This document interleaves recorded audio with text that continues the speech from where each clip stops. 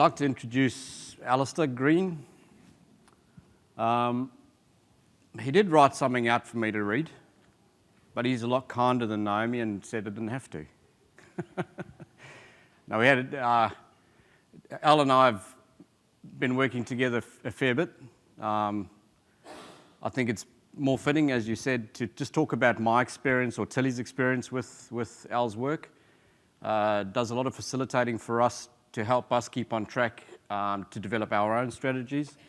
It allows us as a team to fully participate and be present in what we're trying to do. And we take a lot of guidance from Al using the knowledge he has, the vast amount of experience he has working with multitude of companies, both internally and externally as a consultant. And he basically has a unique knack. He's a deep thinker, and he has a unique knack to draw out the gems that you're looking for in potentially sometimes a robust conversation. And that's often, I think, the best way to get to the solutions that we're looking for, particularly when we're developing a pathway forward for our own businesses, for IDA, for whatever that might be. So, welcome, Al. Thank you for coming.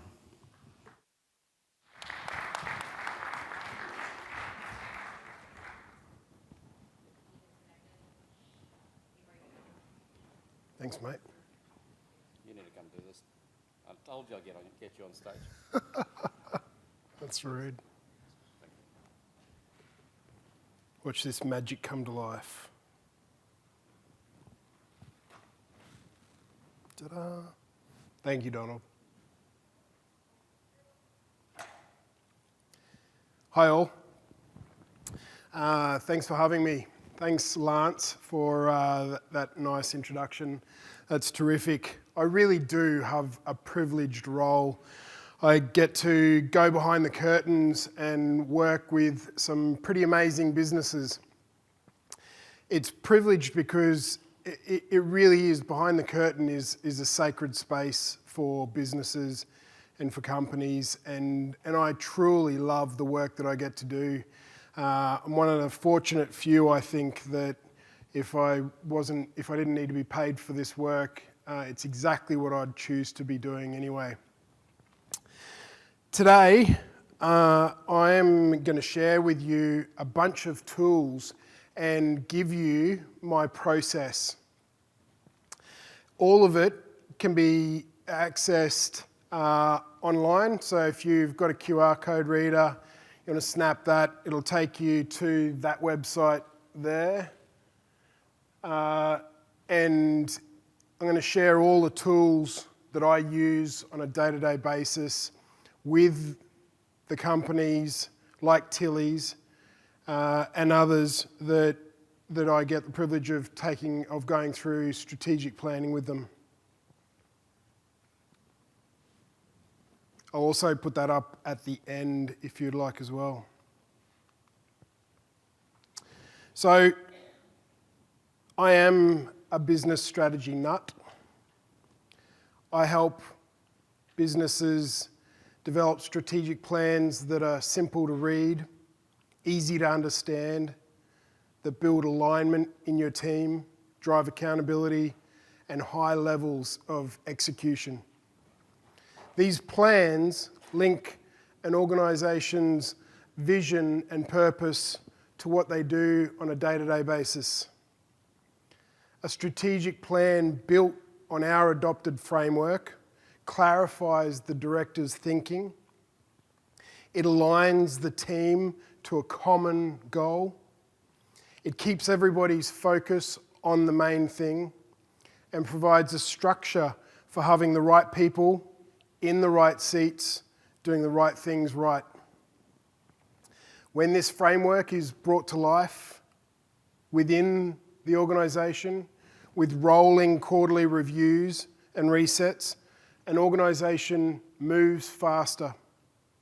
They all pull in the same direction and they achieve far more than they have with far less effort. Really, strategic planning, from my perspective, is one of those remarkable exercises that delivers bang for buck, one of the best return on investments you can do in an organisation. And while it's hard to quantify exactly, the sort of thing where you bring lean manufacturing into your workplace or your warehouse, that might give you a 20% return on investment, but it's big dollars to do that. Strategic planning is far less expensive. It is very small amount of upfront cost, but the return on investment can be huge. If you take away all the good ideas and just look at the process, you're talking about probably a 5 to 7% increase in efficiency, in alignment, in communication, just from doing strategic planning within your workplace. And that's not including the ideas that come from that process. Recently, I was asked by a friend, does strategy really need to be facilitated? Does strategic planning in a workplace need somebody to come in from the outside and facilitate it, to run it for you? After some reflection, I am still sure that it does. We have external facilitators as well. They run my process, but we engage external coaches to come in and do strategic planning for our businesses, mainly because I want to participate and not facilitate. I think that I am better use and more valuable to our organisation when I am sitting and participating and thinking and engaging than when I'm standing out the front drawing these ideas from the people. So I do think that it is something that requires facilitation. However, I like challenges and I like to share things that interest me. So I decided to look at the alternative in this, strategy without facilitation. What would my real, honest and authentic answer be if I revisited my position, if I reversed it and looked at it as not requiring facilitation? And what better place to test it than halfway around the world, where if it is truly successful and sharing it does work, I'm not ruining my own business model. And Lance and Andrew from Tilly's have already signed next year's contract, so I've got a little bit of leeway there as well. But again, look, in terms of bang for buck, I really do believe strategy and strategic planning is one of those things that we all must do. So here is my system and my process in full, with the tools and my tips for getting it right. A word of warning before we begin. When I went back to my friend, he asked the next question, do I really have to do all 10 of your steps? And my answer again is, of course, no, you don't. But understand what you're not doing when you choose the different components of the 10 core elements of strategic planning that I'm going to share with you today. Because you've got to understand which parts you're leaving out and what risks that exposes you to. And I'm going to try to add those parts as we go through the list today. It doesn't matter if you're a small and emerging team of 5 or a large enterprise of 500. It doesn't matter if you're turning over $1 million or $100 million. Everybody needs strategy in their business. A clearly identified and articulated vision, purpose, and goals empowers the owners to align their team and maintain a laser-like focus on the important stuff. As the late Stephen Covey said, the main thing is to keep the main thing the main thing. And when he says this, one of the things is that I want to press across the next 45 minutes is that the main thing needs to be what's in front of your people as well. So we need to bring strategy back into the workplace away from the retreat, back into the workplace, and really bring it to life. Owners who are effective at strategic planning and implementation create an environment where everybody is pulling together in a system of flow. Today, when I share my process, it all starts, ends, and largely revolves around my favourite tool of all time, and that is the one-page strategic plan. It's adopted from Vern Harnish's work, from Rockefeller Habits and Scaling Up. It is a one-page, A3 one-page sheet that takes us through the entire process and is the outcome of great strategic planning. Simple and effective, and that's the explainer. Pardon me. We've got a blank version as well, and both of those tools are available through that code.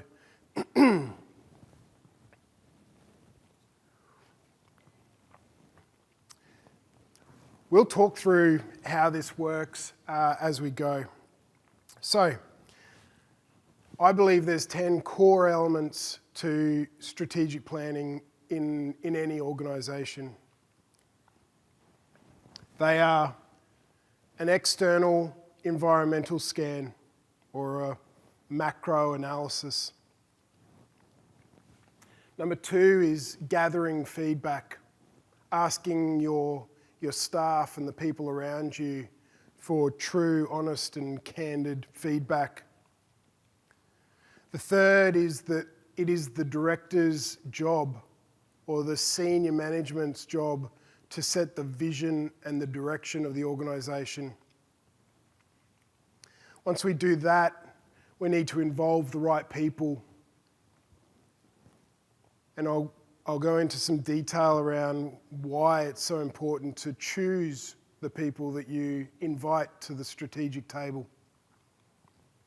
And then take everybody off-site, away from the operations, for a 2-day off-site retreat, away from operations.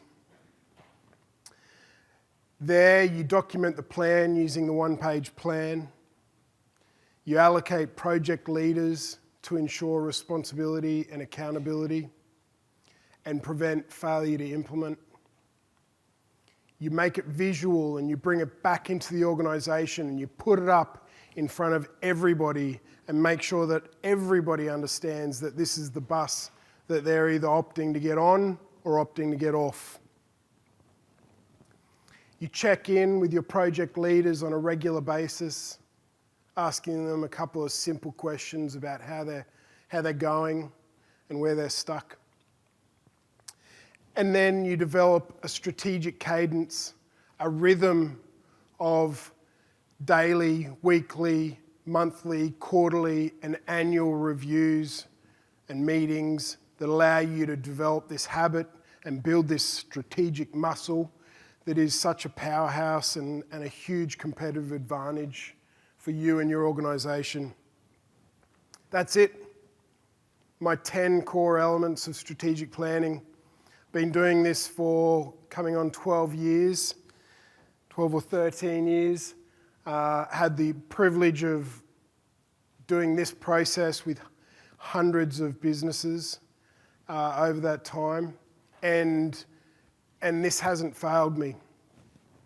There's no more than that. That is the process. So let's break them down a little bit and go through them. So the external scan. Stephen Covey says, if the ladder's not leaning against the right wall, every step we take just gets us to the wrong place faster. And I think the first thing around an external scan is making sure that we're heading in the right direction, that we're not putting our ladder on the wrong wall. Because as business owners and managers and operators, we can become really internally focused and distracted by the operations or focused on the operations and we don't have the time or the headspace to stop, look up and look out. So this is where we begin, and this starts about 6 to 8 weeks before you go away for your retreat. You look outside of your environment. Some call it a macro environmental analysis. It doesn't matter what tools you use, and I'll go through that in a moment, but it's really about understanding how you compare to your peers within the market, within your industry, or within your sector. The things the actions or the tools that I recommend, looking at industry reports, association reports, coming to these conferences and getting the ideas and the cross flow of information, doing competitor analysis, accounting insights. Your accountants have fantastic insight because they're doing your competitors' books, or they're doing the books of other people who look or feel like you do. And there's a lot of publicly available information at your fingertips as well. In Australia, we've got our tax organisation, the Australian Tax Office. They produce an enormous amount of information that is freely available. So, I'm not sure in the States and the rest of the world, but there is a lot of information available around our peers. And it doesn't matter which tool, which pestle tool, as Tom Peters has created these tools. Pestle, which is down the side there, political, economic, social. It looks at all these different factors, and you simply ask yourself the question of what's changed in each of these areas, and it gives you a really nice broad view of the outside of your organisation.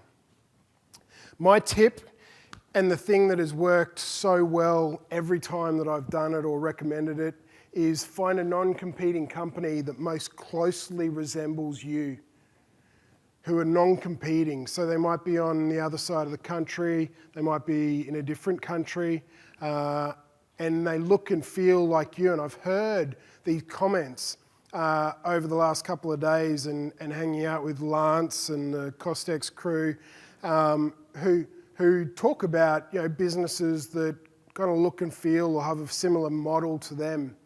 They're the ones that you go and talk to them and borrow ideas from and learn from, especially if you can create cooperation between non-competing competitors. The next, so number 2 is feedback. I use Stephen Covey again with this. It takes humility to seek feedback, and it takes wisdom to understand it, analyze it, and appropriately act on it. I think it's really important when you go into strategic planning, you want the candor and the real honest feedback coming out. And for that, we've got on that set of tools, I've provided you the 10 to 12 base questions that we use when we go into an organisation to do strategic planning, so that they're there. Those questions are tried and tested, and you can freely use them. Whether you're using SurveyMonkey or whatever it is, the first thing, it's got to be anonymous. If your people don't have anonymity, they're just not going to tell you the bare bones truth. You're going to get sugar-coated truth, which is no good when you're looking for feedback. So you want to gather feedback and this information from those who know your business and who you trust, and you want to gather as diverse a point of view as possible. So run surveys, feedback surveys prior to your strategic planning event with your employees, suppliers, clients or customers, your trusted advisors, so they might be your accountant, your lawyer or solicitors, your HR firm, your marketing firm or your IT firm if you outsource any of those functions, or your peers. Involve your peers and ask them for the same feedback. Now, when you do get the feedback, please understand that feedback is not a to-do list, but it does require that analysis and action and good communication once you've got it. But not all feedback is going to be good. Plenty of it is going to be rubbish. And so you've got to go through it and understand it. Number 3 is the important role of the directors to set the fundamentals of strategy. Business is not and shouldn't be an autocracy, but neither should it be completely democratic. I think it's important to find yourself somewhere in between, and I see a lot of businesses and business leaders who take on too much, too many decisions, and they end up leaving their people behind. But equally, I see others who try to be fully consultative and involve as many people as they can and form committees and inquire and engage with people on all topics. And it's too much. It's far too much. The sweet spot, I believe, is somewhere in between, but leaning to autocracy. So it is less democratic than general life. But I think that people genuinely need direction and they need to be managed. So it is the organisation, the directors and those very senior, the owners or the senior management who need to set the direction and the fundamentals for that. And as Colin Powell says, good leaders set the vision, missions and goals when everyone is united in purpose, a positive purpose that serves not only the organisation but also the world beyond it. You have a winning team.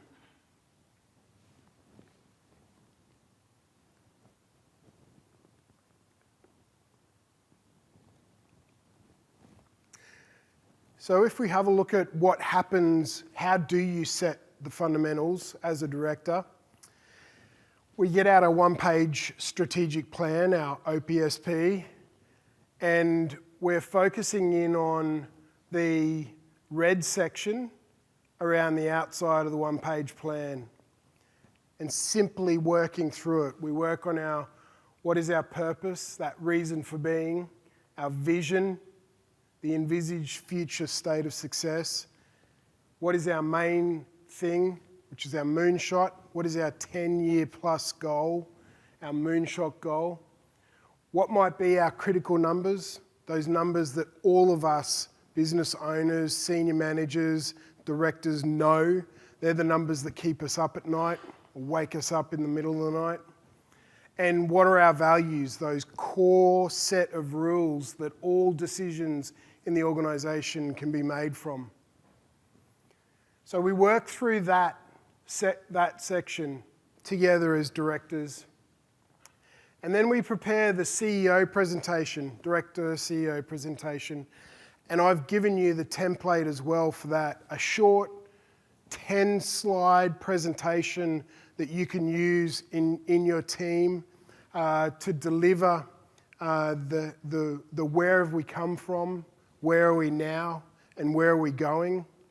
It's a really simple template that talks about if you've got a long-standing organisation with different logos, put that in this presentation and show people where you've come from. Show people the journey that you've been a part of. When you look at that CEO or director's presentation template and you think it's too simple or you think it's too repetitive to say the same thing over and over again, let me promise you, I have never been told by any employee, yeah, I know this stuff, and that presentation gets old or the presentation gets stale. I talk to employees who are 30, 35 years long in an organisation, and I ask them because I'm looking to be challenged on this question. And they all say, you know what? The odd thing is, every time I hear that presentation, I learn another thing. I learn another bit, and I love it. I love hearing the presentation, and it makes me feel more connected to the organisation. Your employees, your staff have no problem hearing the backstory to your company. They love it. It's important. Number 4 is involving the right people. And the African proverb goes like this: if you want to go fast, go alone. But if you want to go far, go together. And it's true. You need to have good people, the right people around you and in your organisation, supporting you and engaging in the process with you. So when we talk about involving the right people in strategic planning, there's a couple of things involved in that from my point of view.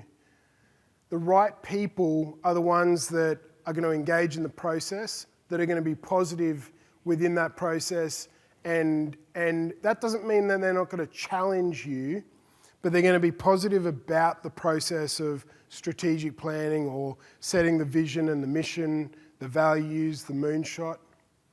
And if they're not, if you've got to talk anybody into it, they're the wrong people to have in the room and at the table when you're talking about strategy. You cannot afford to talk anybody into this.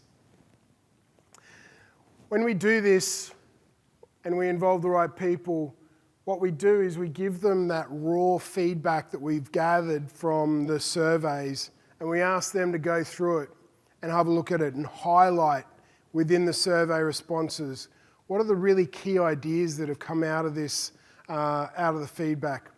What are the green light list, which is the no-brainer list? Actually, I don't know why we haven't done that already. Let's just do it. Highlight those things green.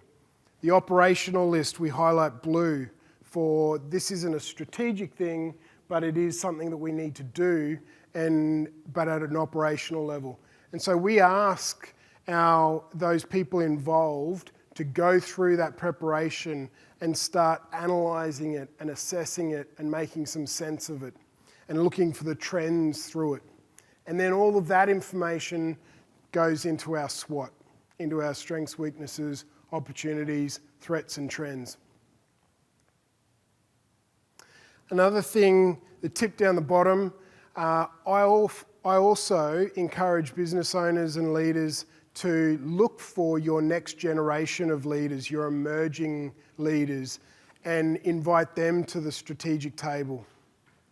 Recognising their potential and potentially rewarding them for their good engagement already. Number 5 is the 2-day offsite. So Peter Drucker says, strategic planning is not about predicting the future, it's about creating the future. And that's what you do in a 2-day offsite. A 2-day, take the team away. I've got a rule, it's either got to be at the beach, at the bush, or in the mountains. And so you want to go somewhere inspirational. You want to go somewhere away from operations, away from the day-to-day whirlwind of business. You want to go away from your emails and your phones, and you want to get out of your normal status quo environment, because there's something really important about this, about the getting away, broadening the mind, elevating the thinking, and thinking strategically and not operationally. We are all very good at operational thinking. That is our go-to. That is a skill that we've developed over many years that has serves us well in our day-to-day lives. At strategy, operational thinking holds us back, completely holds us back. So I've got the rule, we're either going to the beach, we're going into the bush, or we're going to the mountains. Australia doesn't have very many mountains. This is one of our better ones. called Mount Warning. So the 2-day offsite, and sorry Disneyland, actually the magic happens at the strategic retreats. But maybe they have a lot of strategic retreats happening here. But this is where the magic happens. You've got to give yourself and your team the chance of shifting that thinking to the strategic level. And this diagram here is how it all comes together. There's a lot involved in the one-page plan, but it unfolds into this: the foundations of vision, purpose, and value, the moonshot, and then we chunk it down. We start breaking these big visions and big goals and big objectives down into bite-sized chunks, linking the future with the day-to-day. And that's exactly how this framework sets itself up for. So we go away with our team, we find somewhere inspirational, a beautiful space to think, grow, and learn together. And I've got a really simple agenda. Happy to give you the more involved one, but here's the simple agenda that you need. On day one, I want you to focus on the team. Team activities, team bonding. We run DISC, or personality profiling. We will cook dinner together. We'll do something with the team that is about building the team together, about the relationships. It's about the touch points that Coach Sheets was talking about. It's about making sure those connections in the bank account is high. We finish the day with high-level strategy, the CEO's presentation, drinks and digesting the survey results, high-level stuff only. Day two is about the plan. Day two is where we start with a walk or yoga or some mindfulness in the morning, and then we get straight into working on the plan, which is the center part of the one-page strategic plan. This works every time in every organization that we do it in. And so that's as simple as it is. You build it out from there. Don't rush this incredibly important process. Sit in the mud together. If it feels frustrating, if things aren't getting down properly, if you're feeling stuck, sit in that space together. The answers are at the table. They are. They always are. And so don't rush this time together. Don't try to put, this doesn't look like a lot in the agenda. Don't try to put it in one day. It'll feel rushed. You'll bang through it, and it just won't be as effective.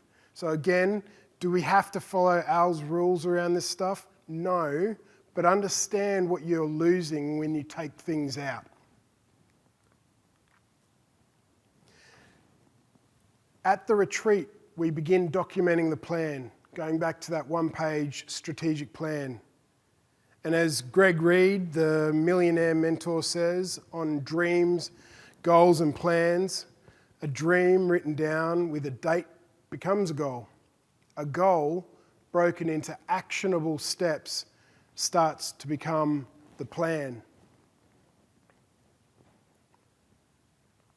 We need these components of dates, actionable steps, to make sure that our goals can become reality. So, as we are documenting the plan, we're working on this black section. We've got the big high-level strategy, we've got our SWOT, and then on day two, we're working on the black section, which is our 3-year winning moves. It's our chunking our process down. Our 3-year winning moves, our 12-month priorities, our quarterly action plans. 2 tips on this. First is get it down, then get it right.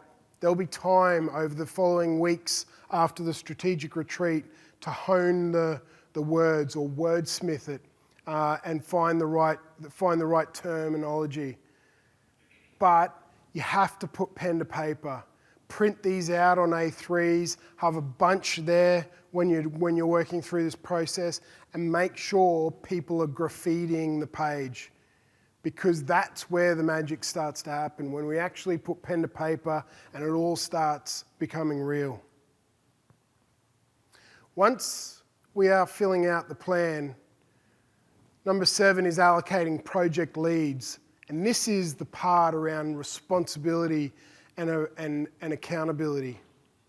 Pat Summitt, the great female coach from the US, talks about responsibility equals accountability equals ownership. And a sense of ownership is the most powerful weapon a team or organisation can have.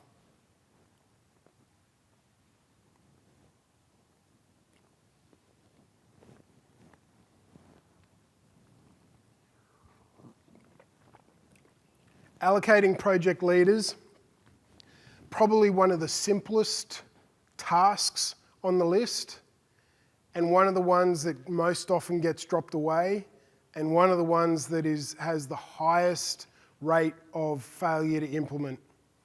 When people don't do this, strategy fails. It'll just not work. But it is one of the most simple tasks on the list. It's pretty simple. You go through the quarterly plan and the 12-month priorities, 2 lists, and you put square brackets around initials. And after every action item on that list, what is going to happen, when is it going to happen, and who's going to do it. That's it. Initials, just 2 initials in the square brackets, and that designates that person as the project leader who is going to be responsible to deliver that project over the next quarter or over the next 12 months. You've got to remember, it has to be a single point of accountability. Don't put 2 sets of initials in there because they're sharing the project. Just one. The owner gets to choose their team. They don't have to do all the work. In fact, I really encourage the project owners not to do the work. They are the project owner, so they get to choose their team and who and how they deliver it. What they're responsible for is the delivery, is getting it done and getting it finished. I provide project leaders 2 weeks after the strategic retreat to deliver me their 1-page project plan for sign-off. And the directors and I go through it and we read through each of these 1-page project plans and we sign off on it. When that happens, people deliver. When we don't sign off on them, they just get forgotten about. So we give those project leaders 2 weeks after the strategic retreat to finish that project plan, which is in the list of tools that you've got as well. And this sets us up for a really strong quarter, a really strong year, and heading towards our moonshot goals and our visions. Number 8, we're getting close. Number 8 is probably one of the other ones that people forget, and a bit of an important one from my point of view. It's the part that I love seeing in my office back in Oz. I've got A3 printouts of all of my current clients and their strategic plans. I love it. It feels like my space. I need that visual close by me. And Moltke from the German Franco War in the 19th century says, "No plan survives first contact with the enemy." No plan survives first contact with the enemy. And they don't. We come back to work, we bring these beautiful strategic plans back into the workplace, and within days, something has changed. Within days. But the process of doing the strategic planning is not wasted when those things change. It's enhanced as long as we're keeping it visual and in front of everybody. And it's no good just leaving that small group that you've taken away to the retreat as the owners of this strategic plan. It's got to come back into the workplace and be seen and in front of everybody. You got to give it life. This is how you do it. You come back and you do a town hall meeting. I hope you guys call them town hall meetings where everyone's involved. You print and you publish the one-page plans. The leaders have to commit. You have to commit to the plan and you have to stick to it and don't change it lightly. You got to fight the status quo because everybody wants to revert back to type and just get busy with the operations. But you got to fight that and you got to repeat yourself a lot. Like Coach Sheet said this morning, you got to be intentional about the language that you use. Pull the words off the one-page plan that you need and use them over and over and over again. Repeat yourself a lot. And to embed strategy in your business, make sure you talk to marketing, make sure you talk to IT and HR and operations and ask them how we make sure that our strategic plan is embedded into our business. I'm going to give you some examples. This is our one-page plan. This is current. So this is our quarter three. We don't worry about that. Different quarters. We're currently in quarter three. So this is our one-page plan. The blue links are all links to our project plans for each of these activities. This is our quarter. This quarter, we're 2/3 of the way through the quarter. This is our 12 months, things that we've already done. Hooray. And then our 3-year winning moves. And then this stuff around the outside is the big picture. So that's our current one. And that lives in our breakout room and our boardroom on A0 size. So that's 1.8, like 6 foot by 4 foot. A giant copy, and we scribble all over it. If something needs change, I get out my Sharpie or my big fat red pen and we just change it. And then every quarter we reprint it. We also have these. Often, Nay and I have got brand new laptops for this trip, but normally we have that stuck on the back of our laptop. We've got these on our business cards. It's in our employee manual. It's everywhere. If you take that QR code, it'll take you to the story behind that. So our brand promise, our purpose, our vision, our values. If you follow that link, it takes you and tells you more about those from the words of our team. So we publish this stuff everywhere because we want to hire by it, we want to engage by it, we want to show our clients that we do this stuff. It's important. So we put it everywhere. In our boardroom, we've got a Legos wall. This is our moonshot. Our moonshot goal is to have a positive impact on the working lives of 100,000 people by the end of the decade. Each one of these red dots, these 1-by-1 Legos, represents 10 people. And this is a huge, it's probably not that big, a little bit smaller than that in real life in our boardroom. And so we're about 1/3 of the way there. And when we've had a big win, when we bring on a new client, those clients come and they put on their representative tiles onto the Lego wall. But I show you this because we keep it front and center. We keep all of this stuff front of mind within our team to make sure that our team never forgets what the main thing is. And this is the main thing in our lives. Number 9 is the check-ins, strategy and project check-ins. Peter Drucker says, there is nothing quite so useless as doing with great efficiency and effort something that should not be done at all.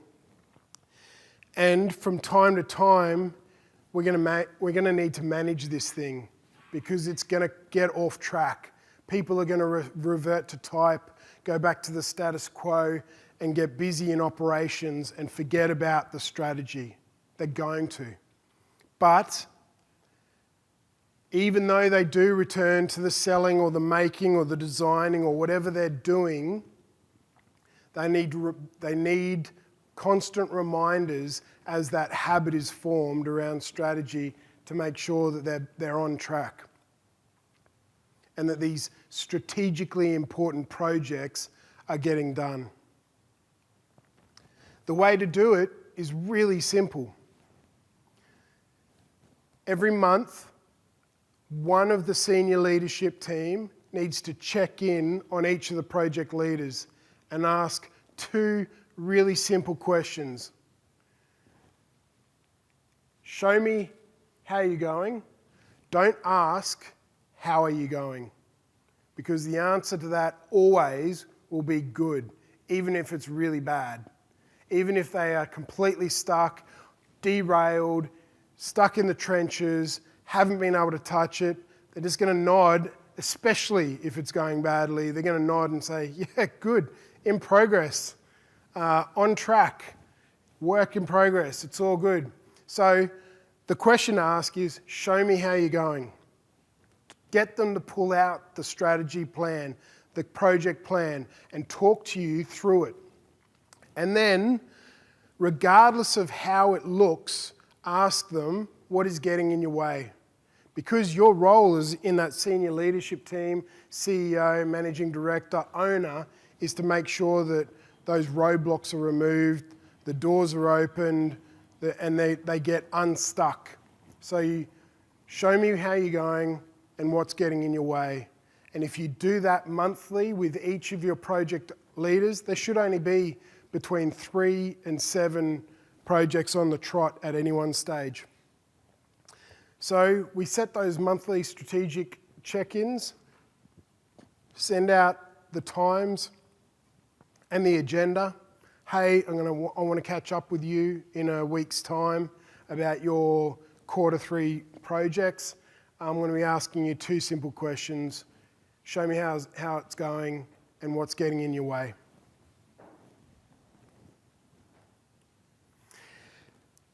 If you're an evolved leader and you recognize that you are the one that is most likely to introduce change, I'm not looking at you, give your team, publicly within the team, give your team permission to say no. Or delegate that function of check-ins to somebody who is more methodical, less caring. No, don't do that. Who is more about the process than about the bright, shiny objects and the excitement around it. So if you recognize that you are the person that might get them stuck, delegate it to somebody else. Delegation doesn't always go down. Delegation just goes to the right person. But this check-in is so important. All right, last one. Well done, team. I only see a few nodding heads. A strategic cadence. Jim Collins says, I love Jim Collins, what a great author. Jim Collins says there's no single defining action, no grand program, no single killer innovation, no solitary lucky break, no miracle moment. Rather, it feels like turning a giant, heavy flywheel. We've got to build this strategic cadence, a rhythm around this to keep it going. We cannot let strategy become an event. Because if it becomes an event, you've got 72 hours, 3 to 4 days before all of that excitement, the engagement, the ideas peter off into zero. And that's the risk if strategy is just an event. So you want to make sure that you're getting this rhythm, this cadence, and your repetitions in. When you do it, you start building this strategic muscle. You start learning as an organisation. You start developing this discipline. You start building this rhythm and this habit of strategic planning. You have to manage this process because your people will want to go back to their old habits and their old actions. And there's rhythm to this. There's really nice rhythm to the annual strategic meeting, the quarterly review and resets, the monthly check-ins, the weekly operations, and the daily huddle. It starts off as a really difficult discipline, but then it becomes a habit. And then the miracle happens and your team starts to rely on it. They start to need it. And it builds and it grows as a muscle, as a strength of the organisation, something that you can rely on to provide you a sustained competitive advantage. Because when your organisation has built a strategy muscle and you can think strategically and act operationally, you are winning. You are thinking quicker than your opposition. You are responding better than your opposition. You handle things like adversity, COVID, any interruption far better than your opposition because you've got that skill. And that's it, the 10 core elements of strategic planning. I'm really happy if there's any questions. It's my time. Again, there's the code for those tools. Please reach out if there's anything else. And if you are self-facilitating it and you see anything missing or you want a little bit more detail, please feel free to reach out to us. Really happy to share. We've got lovely abundance mentality with this stuff.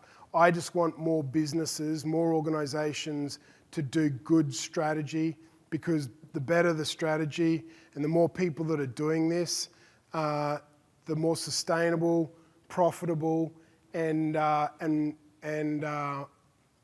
resilient our organisations become. Thank you. Any questions? Nope. Thanks, Lance.